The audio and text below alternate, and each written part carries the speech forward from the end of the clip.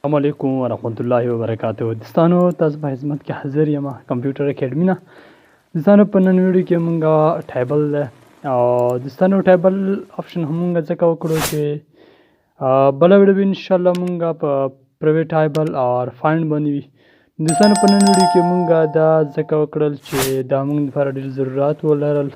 نو دوستانو ګوره مونږ سره څه ډیټا دی هغه تاسو ته مونږه سلیکټ کړي دی چې شو کړي دی دا او د دې موږ سره دوستانو دوې طریقې دي. یو کنټرول ټي طریقه ده که نه، یو کنټرول ټي سره د موږ ډایرکټ کوم. ګوره فار ایگزامپل دې باندې چې زه کله کلیک کوم که نه، یو دا دی که نه، یو دا ټیبل دی او د دې وله شارټ کی چې کومه دی کنټرول ټي دی. ګوره دا مټول سره کنټرول ټي زه ووهم، کنټرول ټي چې کله زه ووهم ما سره داسې کې آپشن راځي. صحیح ده که نه؟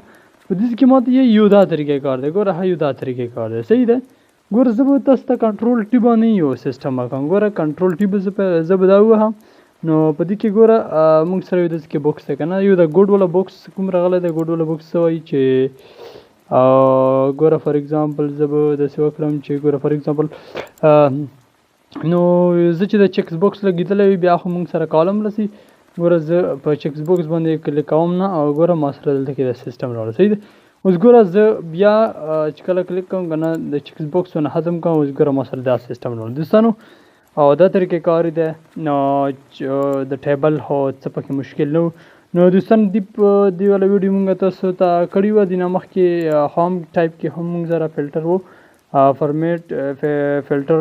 نو دې باندې مونږ ډېرې خبرې کړې وې او هغه ویډیوز که ګورو نو بیا مونږ سره پلی لیسټ کې لینک شته دی، هغې ول هغه وګورو. ټوله ویډیو بیا تاسو ته پته لګي. دا مونږ سره نن ټاپک و اسانه طریقې سره، لکه تاسو لکه دا یو اسان طریقې سره ټاپک و نه، نو ځکه تاسو ته موږ داسې وکړل.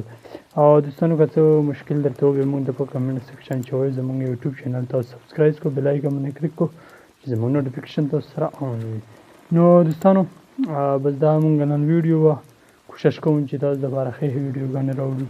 نو فلټر آپشن باندې تاسو ما پوهې کړي وو. دلته کې اوس ګوره تاسو دا نامې که لرې کول غواړو یا څومره نامې، کومې نامې او کوم شیان سیل دا ختمول غواړو، نو د طریقې کاري ده او په دې طریقې سره به تاسو دا ختمون کوو. نو دوستانو که څه درته مشکل و بیا موږ ته په کمنټ سیکشن کې وایو. دوستانو زمونږ ویډیو لایک کو او یوټیوب چینل سبسکرایب کو چې نور ملګرو سره شیر کو چې نور ټولو نه فایده واخلي. او بس دا زمونږ نننۍ ویډیو وه، ډیزاینینګ سیسټم د ټول هر څه موږ تاسو ته کړي دي په دې